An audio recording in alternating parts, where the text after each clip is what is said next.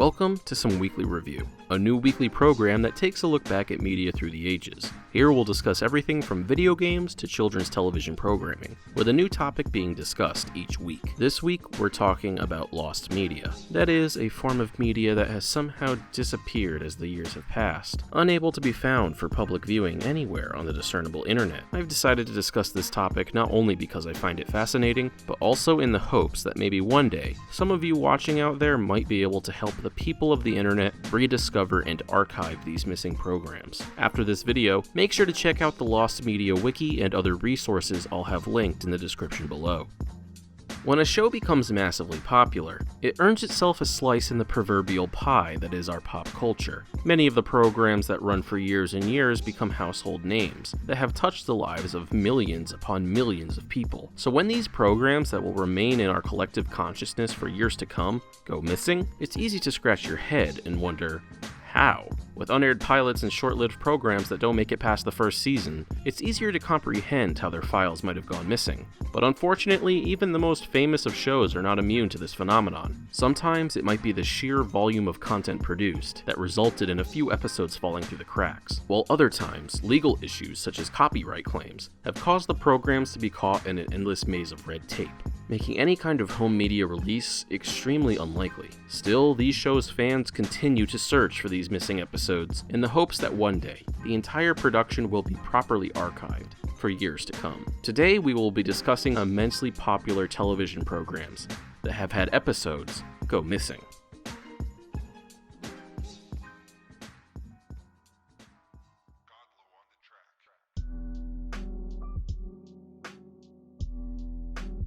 Attack of the Show. Attack of the Show was a variety news program whose topics consisted mainly of pop culture, the newest tech, and video games, combined with random parodies and gags on stage. The show was hosted by Kevin Pereira and Olivia Munn, among several others. It aired on the now defunct G4 network. Many would probably consider it to be the network's flagship show, and aired alongside other major network successes such as X-Play and Cinematech. It even survived G4's rebranding attempt that pushed the channel away from video games, and ended just a year before the network as a whole met the same fate. The show was produced for nearly 8 years, premiering on March 28, 2005, and ending on January 23, 2013. The show consists of just under 2,000 episodes. However, to this day, a large number of the show's episodes remain lost. This is probably due to a combination of both the sheer volume of content and the copyright claims that would make an official release highly unlikely. Many clips and specific parodies from the show can be found on YouTube, and an unknown user uploaded 321 full episodes to the Internet Archive between the years of 2008 and 2011. Still, this leaves well over 1,600 episodes of this incredibly popular show partially or fully lost.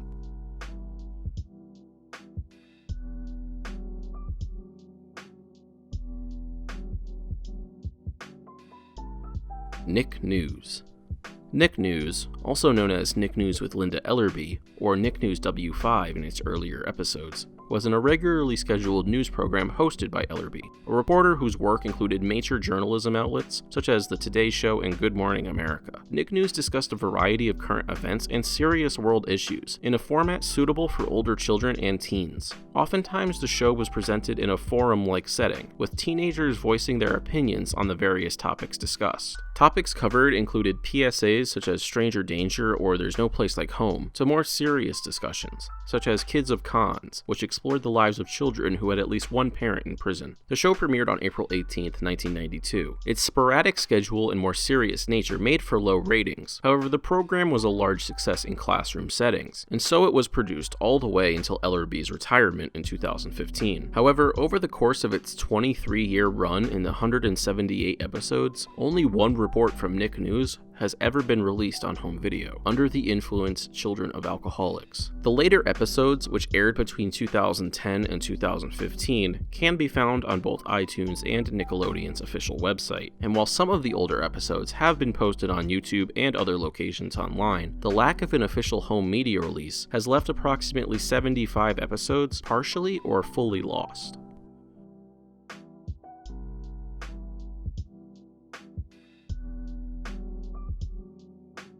Mr. Squiggle.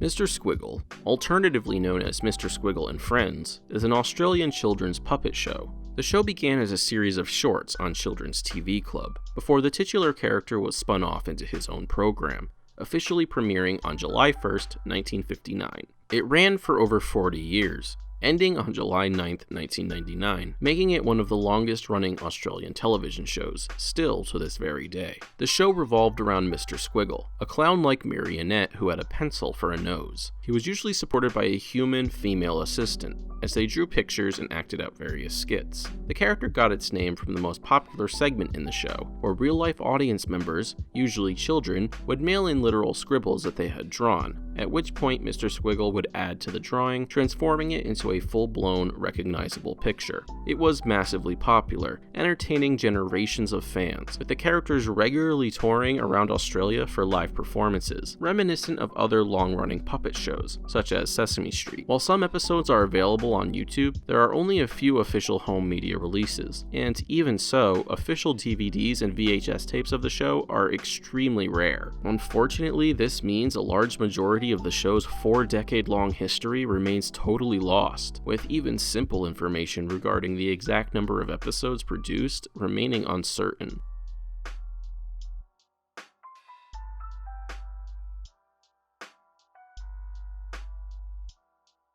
Toon Heads.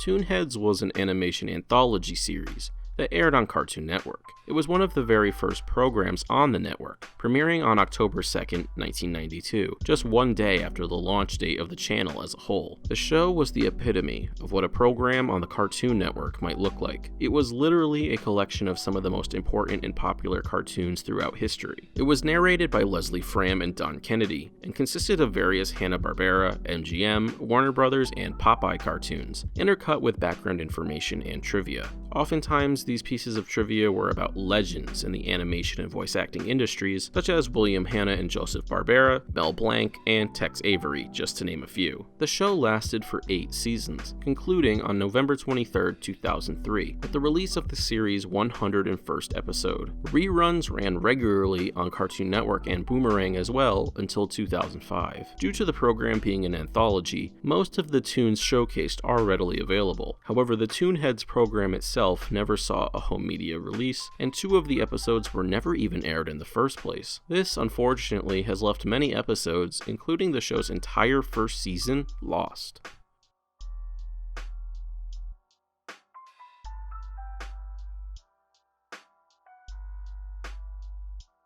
All That was a variety sketch comedy show that aired on Nickelodeon throughout the 1990s and early 2000s, premiering on April 16, 1994, and ending on October 22, 2005. It was created by Dan Schneider, Brian Robbins, and Mike Tolan. All That was the genesis for the countless spin-offs Schneider would go on to create, often starring cast members from All That, such as The Amanda Show, Keenan and Kel, and Zoe 101. All That served essentially as a kid-friendly version of Saturday Night Live. While it had a slow start ratings-wise, it proved incredibly popular and ultimately produced 178 episodes. It was originally produced at the Nickelodeon Studios at the Universal Studios Resort in Orlando, Florida, before, like many other Nickelodeon shows, relocating to Nickelodeon on Sunset in Los Angeles, for a variety of reasons.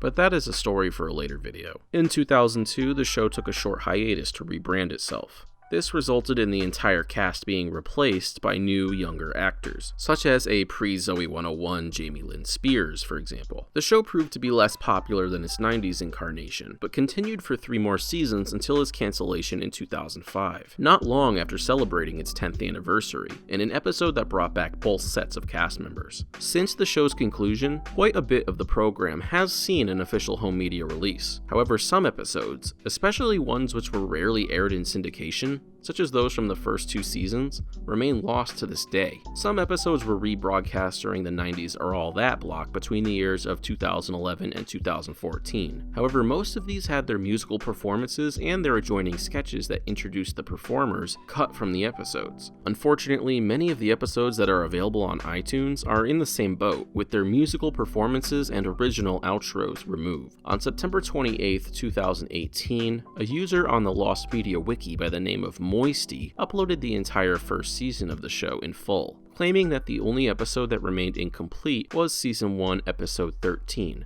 titled A Few Good Men, which was still missing its musical performance. As it stands right now, 7 episodes of the show remain completely missing, while 19 others are incomplete.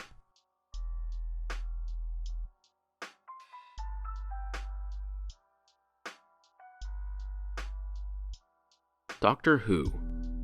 Doctor Who is a British science fiction adventure show, and one of the most famous creations to come out of the BBC. While there have been large gaps of time when the show was on hiatus, the show has been running for over 55 years, with the first episode, titled An Unearthly Child, premiering on November 23, 1963, and with new episodes releasing to this very day. The show is often divided into 2 different eras, the classic era and the modern era, with the former containing all episodes up until 1989, and the modern era containing all episodes from the 2005 revival onwards. Of note, there is also a standalone 1996 movie which aired in the middle of the 16-year-long hiatus, which starred the 8th Doctor, played by Paul McGann. One of the most exciting aspects of the show is that, like other long-running franchises such as James Bond, the titular character has been represented by a slew of different actors over the years. The interesting part is that this occurrence is actually canon in the show's lore, as Doctor Who's species, the Time Lords, can regenerate into new forms if they were to die. Every actor who has played the Doctor has brought his or her own spin to the role, making for a decades-long epic that not only showcases some brilliant acting and writing, but also where the show in its entirety can seem to take on new genres. An example of this can be seen with the first 2 Doctors. The first played by William Hartnell from the show's premiere in '63 until 1966, and the second played by Patrick Troughton from '66 until 1969. The first Doctor's episodes focused heavily on the time travel aspect of the show, and while some sci-fi elements such as the first appearance of the Daleks did occur during Hartnell's tenure, most episodes were borderline educational in nature, really focusing on the historical aspect of the show. This is often showcased through the lens of various cultures, such as when the crew visited the Aztecs,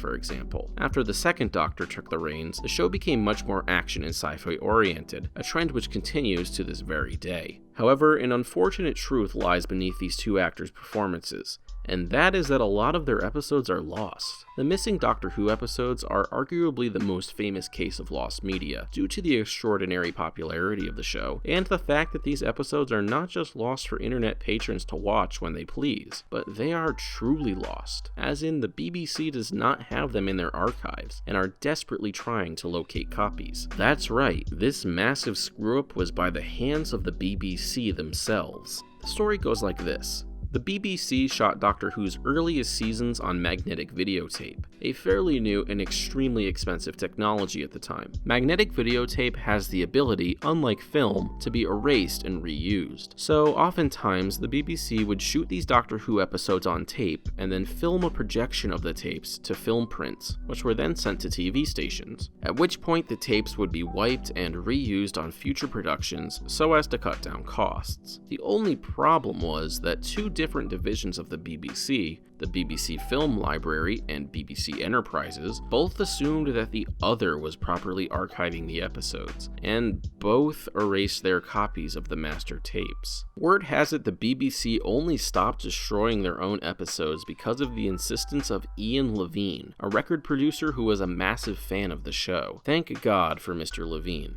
because by the time the realization of just how bad the situation was had been made, the show had already started the tenure of the 3rd Doctor. Thankfully, all of his episodes have been archived. However, countless episodes from the first 2 Doctors were utterly and totally lost. The only hope was to salvage those film print copies that were sent to the TV stations, and so the BBC began an initiative to recover every lost episode. Unfortunately, this has only yielded 50 of the many missing episodes, and one episode, titled The Feast of Stephen, has been proven to never had any film copies made, as it was a one-time Christmas special, making many consider it to be permanently lost. The most recent find was in October of 2013, when 9 9 fully missing episodes were found at a Nigerian television station. Funnily enough, the audio for every single episode has been recovered due to the way the BBC stored their files. It is quite simply the video itself that is missing. Because of this, since then, high-quality animated recreations attempting to be as accurate as possible have been commissioned and released on DVD by the BBC. Entire websites dedicated to the finding of the Lost Who episodes have been created. Again, it is arguably the most famous instance of lost media, and many credit it with the pursuit of lost media as a whole. It is the hope of every diehard Whovian that all of the missing episodes will one day be recovered, old film prints salvaged from run-down, forgotten television stations. However, in the meantime, I believe the missing Doctor Who episodes stand as a strong reminder to the importance of proper archiving of media, so that we might remember the work of the world's artists for years to come. As of the making of this video, 97 episodes of the program are still lost in their entirety. Those 97 episodes make up 26 serials that remain incomplete as a result, with nearly half of those serials either being missing in their entirety or very close to it.